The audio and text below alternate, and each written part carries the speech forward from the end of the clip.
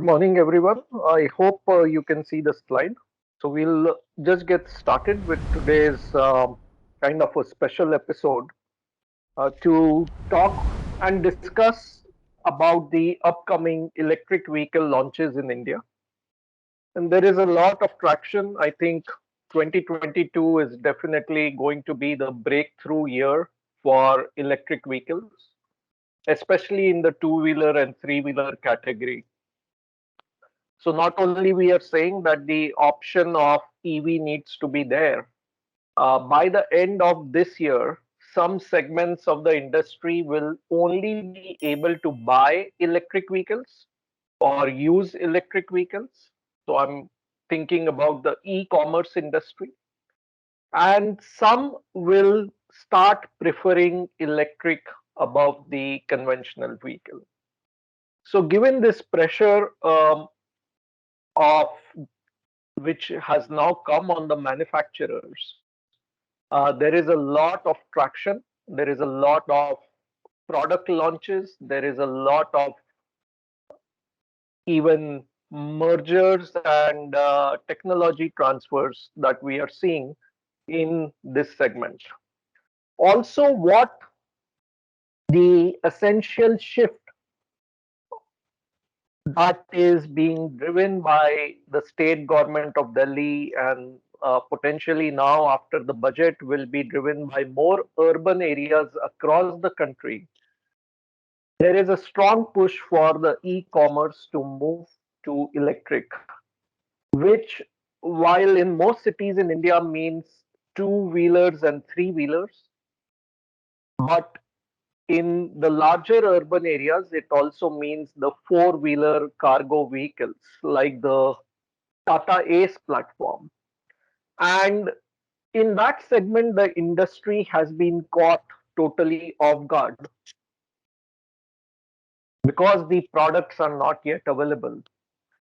There are companies who are now launching in small manner, but there is also the option of retrofitment because with the Delhi government pushing the conversion, they move over. They are also giving the option to retrofit the vehicles. And definitely, there were two, three companies already which were working in that retrofitment area, and they are going to see some traction from the larger fleets.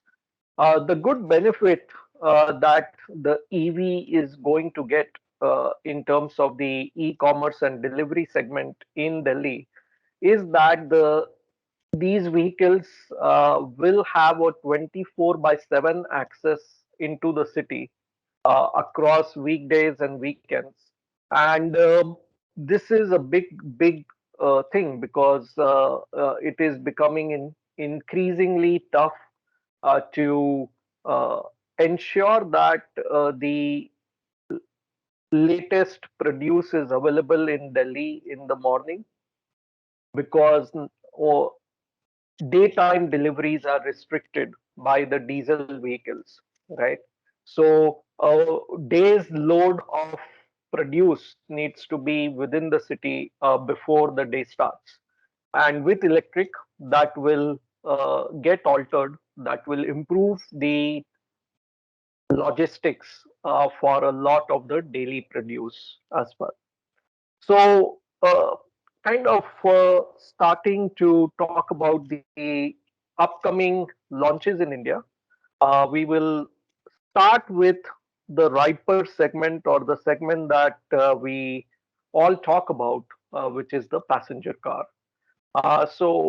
Before we get there, a brief idea about Gyaniki. A lot of you who are on the session today have been aware of Gyaniki and have been interacting with the platform for a good amount of time.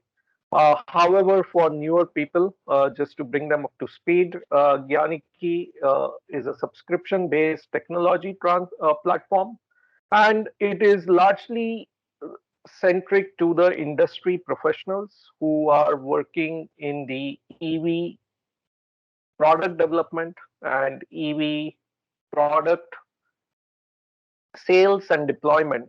And centric to bringing all the knowledge for future mobility, which today in India is very, very centric to the electric and the shared.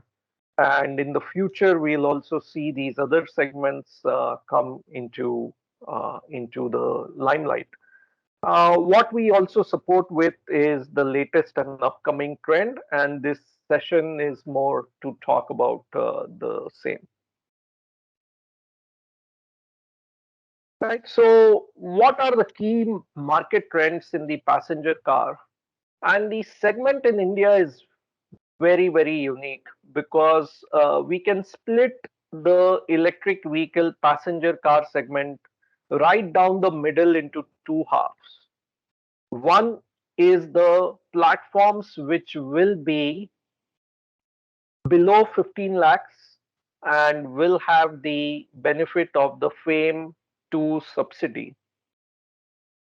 The second is the platforms which are going to be above 15 lakhs will not have subsidy and will be catering to very niche market or the high end market. However, when we talk about electric vehicle competing with a diesel vehicle or a petrol vehicle, the benefit is only with the larger vehicles.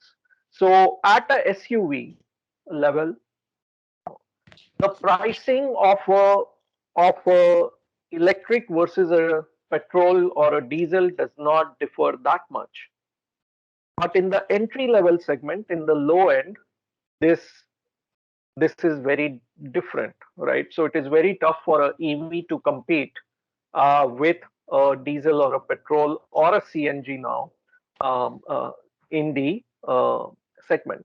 So if we are talking here again of passenger car, one of the biggest subsection of this market is the cab and the EV fleet cabs, and there are quite a few companies which are working on only EV type of solutions in their cab segment. And for them, the state of charge or the accuracy of the state of charge, the range and the distance to empty, these are coming up as the main challenges that they see.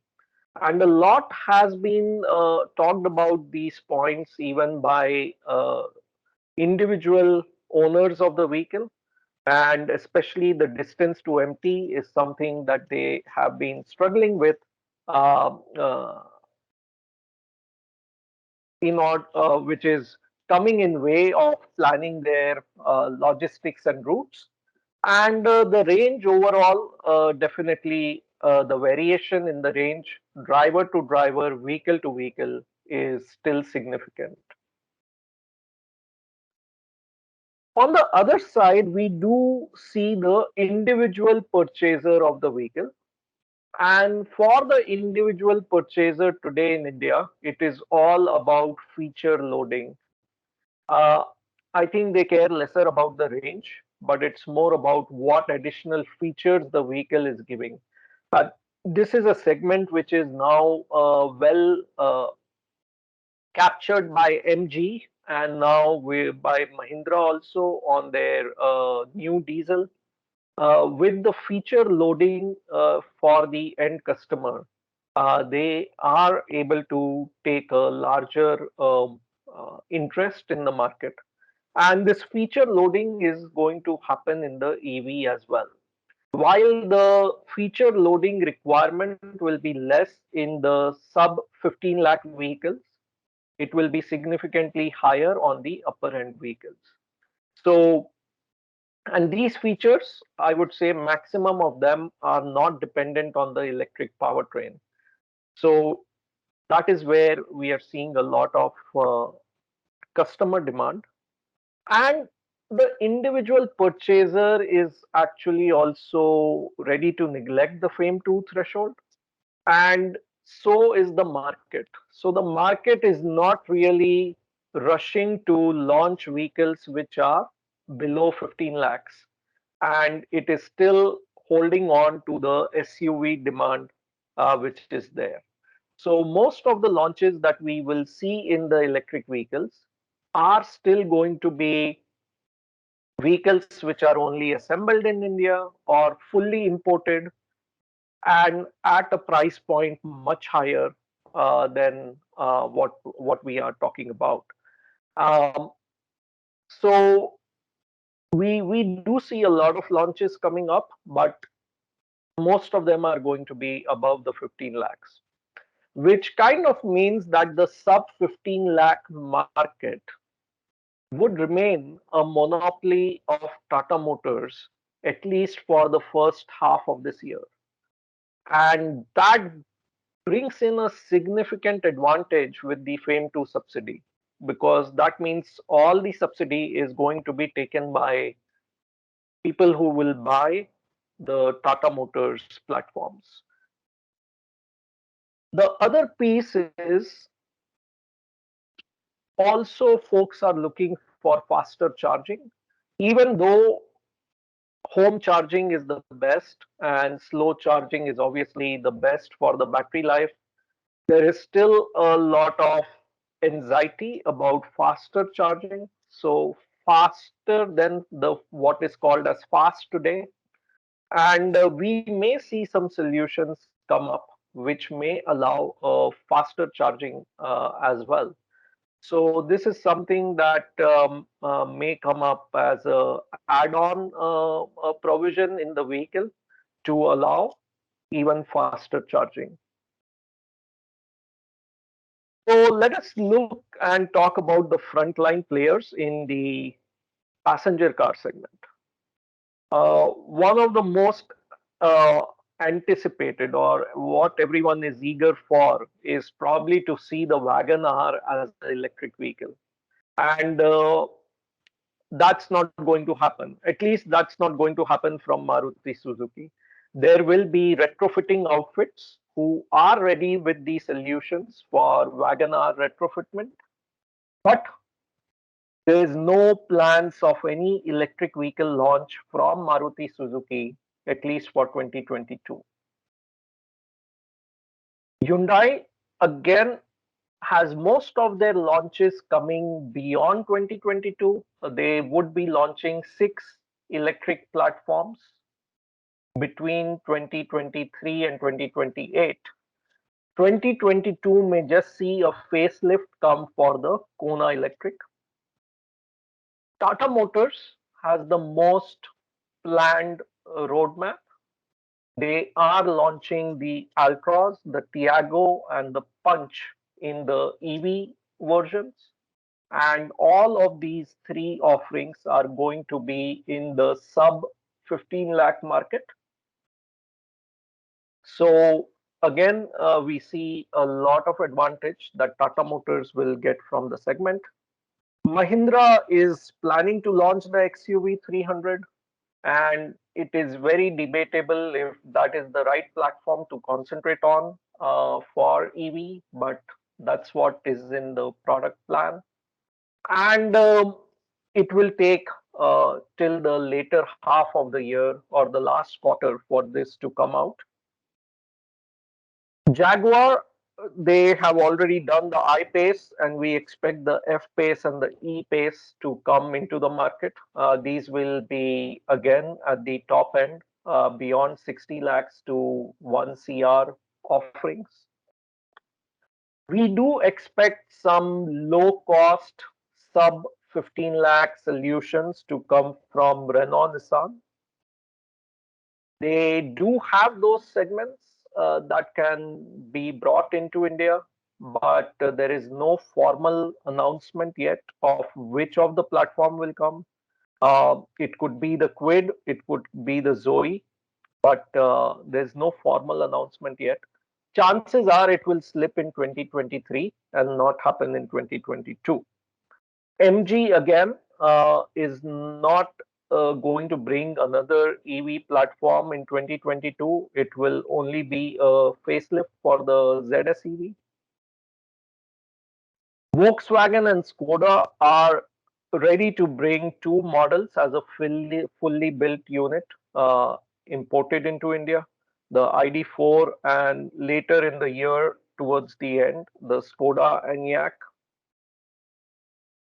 Volvo again, the XC40 that was supposed to come in last year, but it will come in this year. The other entrant, which is now looking to localize most of the elements, is the BYD E6. And even though the launch was officially done in 2021, I've kept it here because not a lot of publicity has happened about that platform. BYD is not selling it to individual purchasers. They are only doing a business to business sell. And this E6 is purported to give a 500 kilometers range on road, um, and it is already getting seeded in the market. Then Mercedes-Benz towards the later half of the year, last quarter, would be doing the local assembly of the EQS Limo, and they may still have the other platforms come in as a fully built unit. BMW and Mini Cooper, they will be having three platforms coming as fully built units: the i4, the iX SUV, and the Cooper SE. There is a small car offering that the Citroën is planning, and it will be a small electric SUV. May still end up being at greater than 15 lakhs, but this could be a platform that will be their first launch in the EV segment in India. And then we finally have Kia, who have been debating on whether they bring in the platform in 2022 or they let it slip. And if they do, then the Soul EV could be the platform that they bring in. So this is kind of what is out there today in terms of who's trying to do what in 2022. Again, the big disappointment is that we don't see anything from Maruti Suzuki, we don't see anything from Toyota, and we don't see anything from Honda. And there are chances that after 2022, they may be too late to enter certain segments. So that is a big risk in their plans. So Tata, just to give more insights, they have the Alcross EV, which is planned to be a big launch because that is going to cater to the both the low cost individual purchaser as well as the cab market. And this hatchback design with the based on their Alpha platform and the Ziptron technology. So it will be using the high voltage EV powertrain. This may start to give them that edge above Hyundai to cement their number two spot in the market. They are very close to becoming a number two player in the market, and this could be a platform that helps them to get there.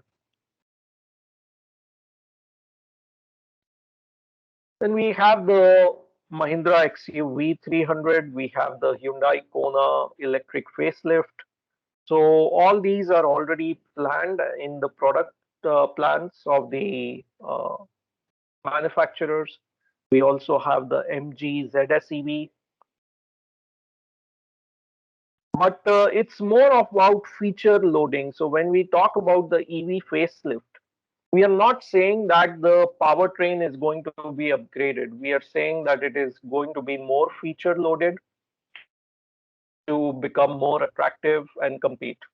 So it's not about a powertrain change in both those cases. Then we have Mercedes-Benz. They are going to look at assembly of the EQS electric limo in India. and the plan they have is to do that in the last quarter of this year. And this will invite a lower import duty of 40% compared to the 100 to 110% on the fully built imported car that they have. So this may bring them much closer to competing with the other launches coming from global companies. The Volvo XC40 again is expected to be launched in the first quarter of 2022. And again, this is going to be a completely built unit to begin with. So we are not seeing any significant benefit that the manufacturers see in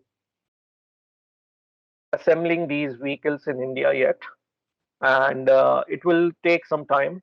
So the same argument is with why Tesla is not interested in the Indian market, because the price point at which they will come up with, even with local assembly, is not going to give them significant volumes anytime soon. So same thing is happening with the other high-end offerings. One more interesting element is that from Fisker. So Fisker is a EV startup, a global EV startup, and they have their SUV named Ocean, which is going for a global launch in November. And they also have some customers in India. So it will be coming into India as a completely built unit. But their second model, they want to locally manufacture, and they have signed up with Foxconn to make the electric cars. So, company and manufacturing facility, which was previously making cell phones, is going to in the future make electric vehicles. And this is something that also we need to get ourselves mentally aligned with, because we can now see a lot of contract manufacturing that will happen in this segment. One of the recent things that we see was Hero Electric tying up with Mahindra two-wheelers and looking at contract manufacturing. So whoever has a plant ready can become a contract manufacturer of others. So we are going to see a lot of unique partnerships that will come out.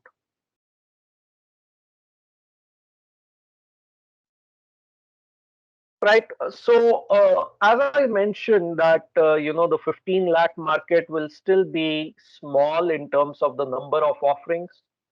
We do see that this highly loaded models like the Mini Cooper Ethnic with 50 lakhs, it is going to be launched in March 2022. And again, this is all coming as completely built unit or fully built unit. So the cost is obviously super loaded with the duties as well.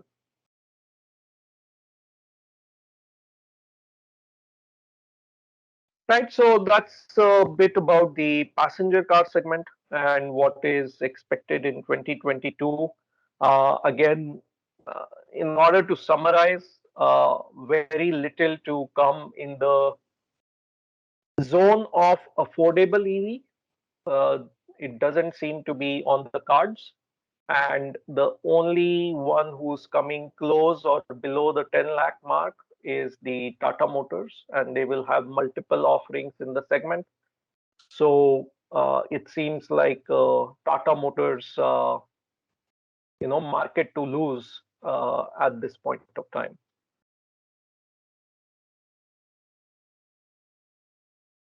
The other market which has a lot of traction but no product to sell is that of the four-wheeler small commercial vehicle. And there is a strong push to electrify the courier delivery and the urban spokes of the logistics. And everyone is now rushing to homologate solutions to be the early entrants. At the same time, they have realized that this platform cannot be undertaken at 48 volts or 72 volts. So they are investigating higher voltages, 96 volts, or the passenger car range of 350 volts. And here, while the feature loading is not very important, the look and feel has become suddenly very important. So there is a need for upgraded interiors and interactive features. What we also see is because of the demand of the market, the cargo offering is first on mind, and we won't be seeing a lot of passenger options coming, at least in 2022.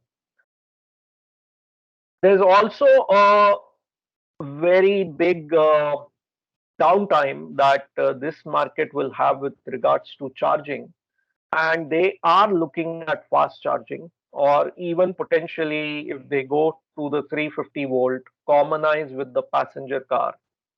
So here we will start seeing two very different type of offerings. One will be on the low voltage, lower side of the voltage, and one will be matching up with the 350 volts.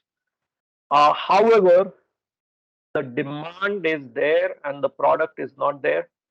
The product is also going to be significantly costly. So what used to be a Tata Ace available at 4.5 lakhs is going to be here 8 lakh type of vehicle, and that becomes a big challenge as well. So here we do expect some launches to show up. Launches will come from the traditional players as well as from some of the new entrants. And we do expect Tata Motors to, they have already announced that they are going to launch, but they haven't given which tonnage and what date they will be launching at. As far as we know, they have solution with 1.5 ton, they have 2.5 ton, and they also have the 7.7 ton vehicle, which they have already readied with the powertrain. Which one will be launched remains to be seen, but the clear demand is in the 1.5 to 3.5 ton range. Mahindra also has their solution ready with the 1.5 ton to 2.5 ton offering, but they are pushing the three-wheeler more at this point compared to the four-wheeler. We also have a young startup who has successfully demonstrated the 1 ton vehicle. So they are, you can say, officially the first known folks out there who have given fleet owners some vehicles and are doing the initial seeding. And this 1 ton platform may actually not. The cost compared more with the three wheelers. So actually, they are competing with the three wheelers, which are already now able to go to 700 point 0.7 ton, and that is where the the market creation is going to be challenging. Then we have also the retrofit solution from eTrio, which has the ability from 1.5 ton to 2.5 ton, and then Ashok Leyland with the Switch Mobility branding is working very, very aggressively on the 3.5 ton platform. So these are the folks who are known to already have plans for certain launches this year. At the same time, there are companies who have done successful work on the electric three wheeler and are now getting ready for the four wheeler as well. So there, the three that look very promising is Altigreen, Omega Seki, and Euler Motors. Out of which Omega Seki has already announced their product, and it is going to come out in 2022. Euler and Altigreen are known to be working on it, but there is no formal announcements. Altigreen does have a retrofitment kit also for that segment. so they could have an edge on coming up with a solution.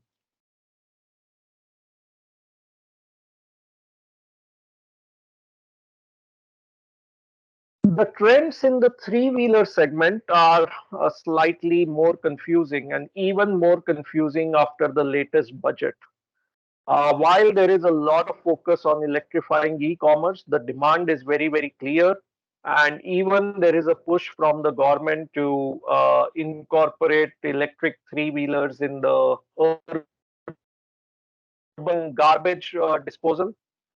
So a lot of demand is there, but now there are serious questions that will impact the architecture. The first and foremost question is the fix, battery, or swap.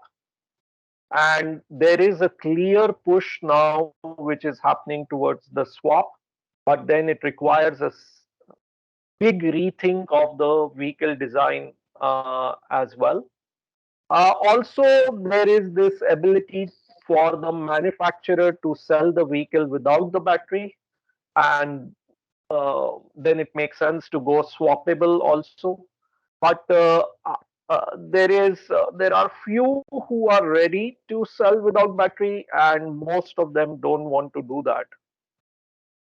Here also, because of efficiency requirements, we are seeing the migration to higher voltage from 48 to 62 to 72. And while the initial launches in the L5 category were with 48 volts, we will soon see that segment moving upwards. This segment is also the one which is pushing for localization of the motor controller and the battery management systems. So they will have to do some upgrade of the product to incorporate the local solutions. They are also the ones who are forcing the industry to look at non-magnet motor technologies. So we are also seeing some trials happening with those elements. And this segment is now trying to enter with fast charging, trying to see how they can improve the charging, increase the charging rate. And the big mystery in this segment remains the interface standardization for the charger. And that is going to start becoming a problem, at least for the ones who are going for fixed battery and may not be able to use each other's solutions. So, till now, most of these companies were operating their own logistics and fleets. Now they have started selling vehicles to other fleet operators. And so the challenge is becoming more in order both for a quality product and also serviceability. So this market is seeing a significant change, and it will be the significant rise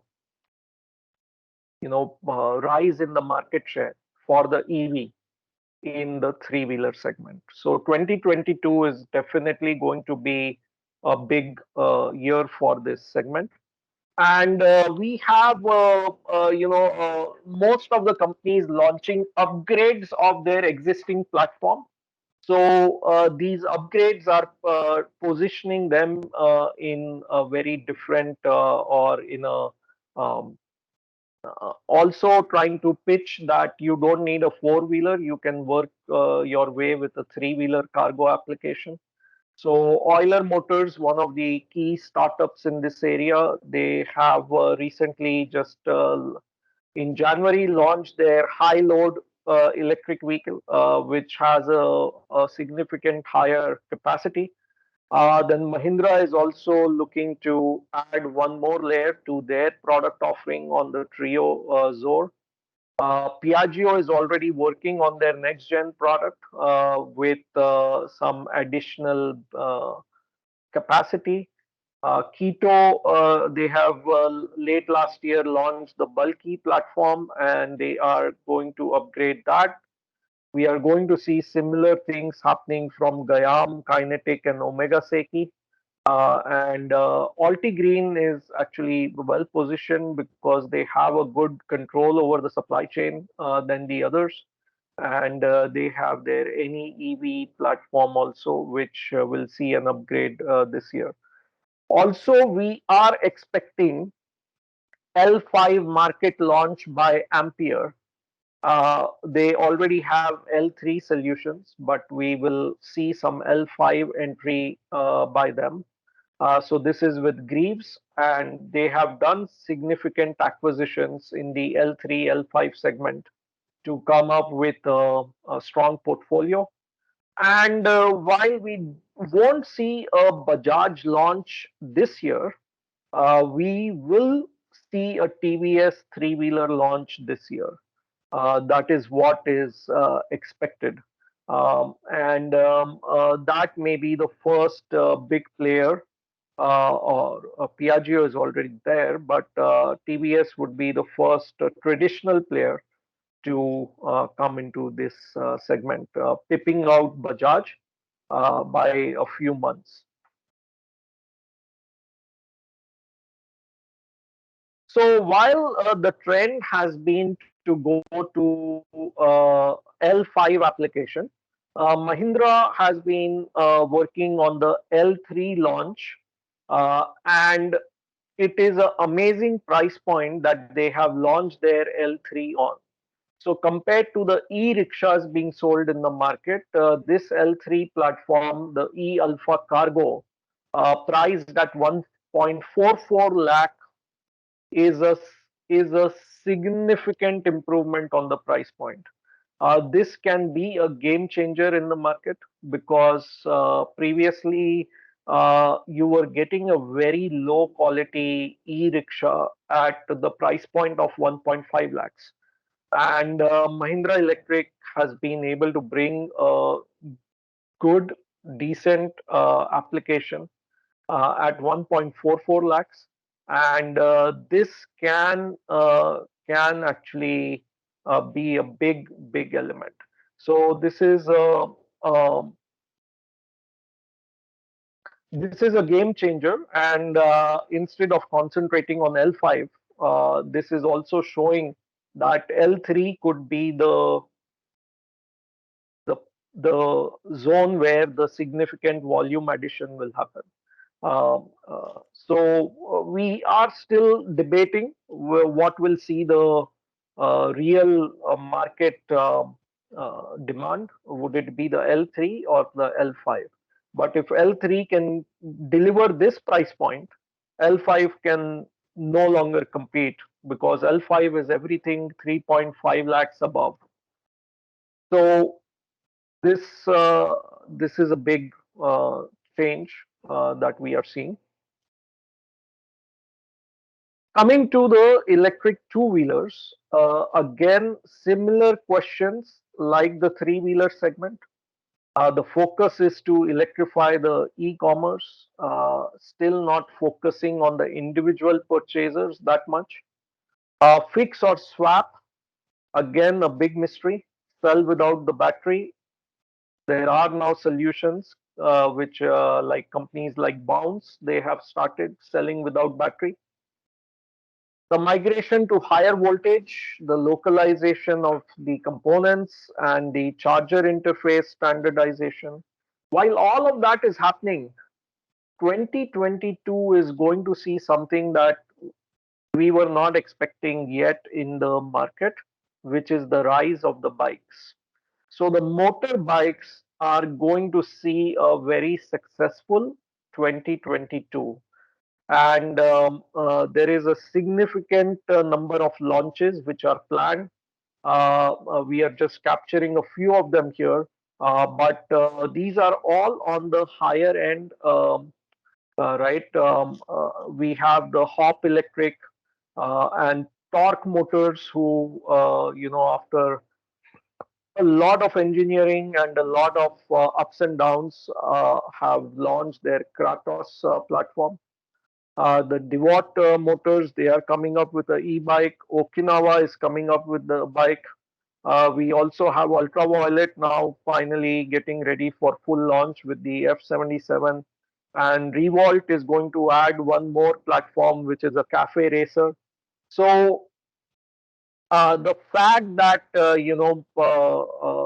Bajaj and Royal Enfield and these other companies are slow, there is a chance that what we saw uh, in the scooter side few years ago is what we will see on the motorbike side this year. And we see a good potential from the Indian startups in this area. Right. So the Hop Electric, the indigenously built e-motorcycle OXO, it's all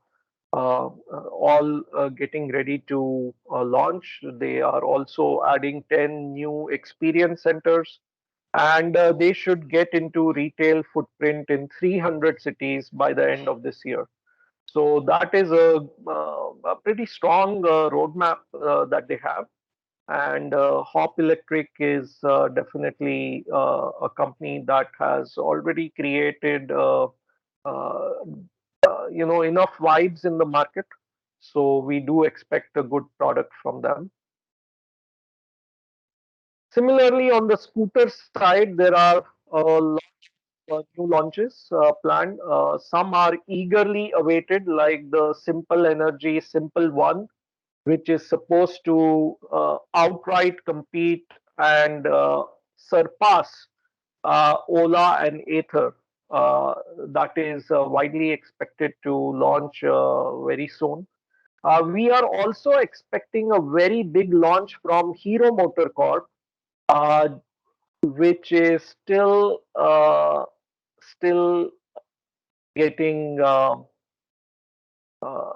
Actually, the launch was expected to already take place, but the launch has been still not rolled out in the manner it was expected. Maybe it was because of the lockdown, but we are expecting the best cost offering solution from Hero MotoCorp sometime this year, early this year.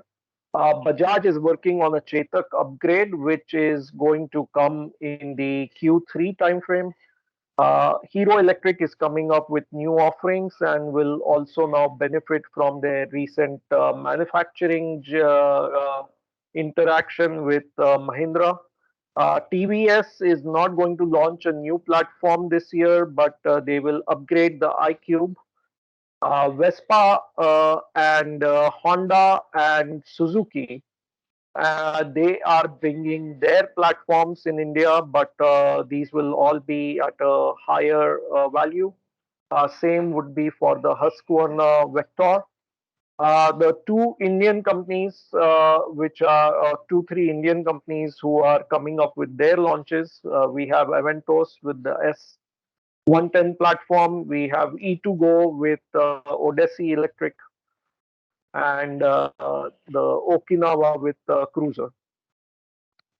So this cruiser platform, something like offering between a bike and a scooter, that may see a good market response as well. Right. So just a few images. The simple one, the Honda PCX Electric, the Hero Electric new offerings, the Okinawa, the Husqvarna, the Devote e-bike. So these are all the upcoming launches that are planned for this year. We also have the Suzuki Bergman, the Bajaj Chetak, the Vespa Electrica. So, given that we move from the two-wheeler, take a direct jump to the buses. And what we are going to see interestingly in the buses, while there is not a strong addition of new players coming into the market, there is a movement now from just the intra-city application to the intercity application. And we see that towards the end of this year, nearly all the companies will also have a intercity application ready. So right now, everyone's been concentrating on the intracity, and now the state transport corporations, they have put in their tenders. The intercity applications require a minimum range of 350 kilometers and overall daily commute of 400 plus kilometers. So there is a significant re-engineering that has to happen between what was being used for the city transport, and now everyone is coming up with their offerings for the intercity applications. So here again, the market share still remains more dominant for Olectra Green Tech, and Tata Motors is coming in a distant second, and Photon PMI has the third largest order book. Uh, but we are seeing now a significant entry by JBM finally. And there are then the smaller players like Deccan Auto who will also have their offering up and running. They are already doing the final stages, and Volvo Eicher commercial vehicles and Newton Auto, they are also planning for their new design launches later this year. So that's what we have to cover, and also look forward to see you on more of our sessions. Also, please do consider the membership of Gyaniki if you are not a member, and we will definitely ensure that that will bring some additional benefits to you as the platform is also growing in its coverage. Okay, thank you.